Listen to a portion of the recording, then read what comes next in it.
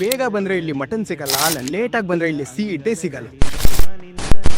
ಬಿಸಿ ಬಿರಿಯಾನಿ ತಿನ್ಬೇಕು ಅಂತಂದ್ರೆ ಯಾವ ಟೈಮಿಗೆ ಬರ್ಬೇಕು ಅಂತ ಹೇಳ್ತೇನೆ, ವಿಡಿಯೋನ ಕೊನೆವರೆಗೂ ನೋಡಿ. ವರ್ಷದಿಂದ ಈ ಹೋಟೆಲ್ಗೆ ಬರ್ತಿದ್ದೀನಿ. ನಾನು ಇಲ್ಲಿ ಯಾವಾಗ ಬಂದ್ರು ಮದುವೆ ಮನೆಗೆ ಬಂದಿರೋ ಥರನೇ ಒಂದು ಫೀಲು. ಯಾಕೆ ಅಂತೀರಾ? ಈ ಕ್ರೌಡ್ ನೋಡ್ತಿದ್ರೇನೆ ನಿಮಗೂ ಕೂಡ ಹಾಗೆ ಅನ್ಸಿರುತ್ತೆ. ಹೋಟೆಲ್ ಯಾವುದು ಅಂತ ಕೇಳಿದ್ರೆ ಬನಶಂಕರಿಯಲ್ಲಿರೋ ಶಿವಾಜಿ ಮಿಲಿಟರಿ ಹೋಟೆಲ್.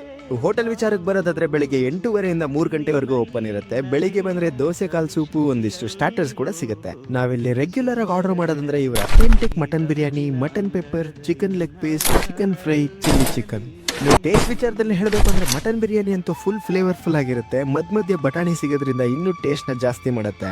ಇಲ್ಲಿ ಸಿಗೋ ಮಟನ್ ಪೆಪ್ಪರ್ ಅಂತೂ ಮಿಸ್ ಮಾಡದೆ ಟ್ರೈ ಮಾಡಿ, ಯಾಕಂದ್ರೆ ಪೀಸ್ ಬಾಯ್ಗೆ ಹಾಕ್ತಿದ್ದಂಗೆ ಮೂಳೆ ಮಾತ್ರ ಕೈಗೆ ಬರುತ್ತೆ, ಅಷ್ಟು ಸಾಫ್ಟ್ ಆಗಿ ಬಂದಿರುತ್ತೆ. ಇನ್ನು ಇಲ್ಲಿ ಸಿಗೋ ಚಿಕನ್ ಲೆಗ್ ಪೀಸ್ ಅಂತೂ ಎಲ್ಲ ಟೇಬಲ್ ಮೇಲೂ ಇರುತ್ತೆ. ಕೊನೆಗೆ ಈ ಚಿಲ್ಲಿ ಚಿಕನ್ ಅಂತೂ ಜ್ಯೂಸಿಯಾಗಿ ಖಾರವಾಗಿ ಸಕ್ಕದಾಗಿರುತ್ತೆ.